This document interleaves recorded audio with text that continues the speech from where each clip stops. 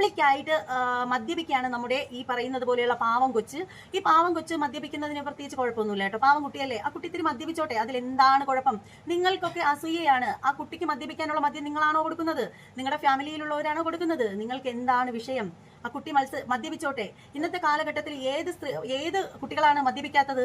നിങ്ങൾക്ക് മദ്യപിക്കാൻ കഴിയാത്തതിന്റെ അസൂയയാണ് സ്ത്രീയെ എന്നൊക്കെ പറഞ്ഞ് കമന്റ് ഇടുന്ന ആളുകൾ അത്രയും കഷ്ടപ്പെട്ട് കുത്തിയിരുന്ന് കമന്റ് ഇടാനായിട്ട് നിൽക്കേണ്ട. നിങ്ങൾക്ക് വേണ്ടിയിട്ടാണ് ഞാൻ ഇത്രയും കഷ്ടപ്പെട്ട് ഞാൻ ഈ കാര്യങ്ങളൊക്കെ നിങ്ങൾ കമന്റ് ഇടാനായിട്ട് ഉദ്ദേശിക്കുന്ന കാര്യങ്ങളൊക്കെ അങ്ങോട്ട് തന്നെ അങ്ങ് പറഞ്ഞു തന്നത് കേട്ടോ. പിന്നെ ബിന്ദു എന്ന് പറയുന്ന ഒരു കമന്റോളി ഉണ്ട്. ഈ ഒരു കമന്റോളിയുടെ ഒരു വേലയെന്ന് വെച്ചാൽ ഈ ഒരു പുള്ളിക്കാരത്തിക്ക് വേണ്ടിയിട്ട് ഓടി നടന്ന് കമന്റ് ഇടും. ഓടി നടന്ന് കമന്റ് ഇട്ടിട്ട് അതിൽ നിന്നും കിട്ടുന്നത് എടുത്ത് വെച്ച് ഞണ്ണുന്ന ഒരു വ്യക്തിയാണ് ബിന്ദു എന്ന് പറയുന്ന വ്യക്തി.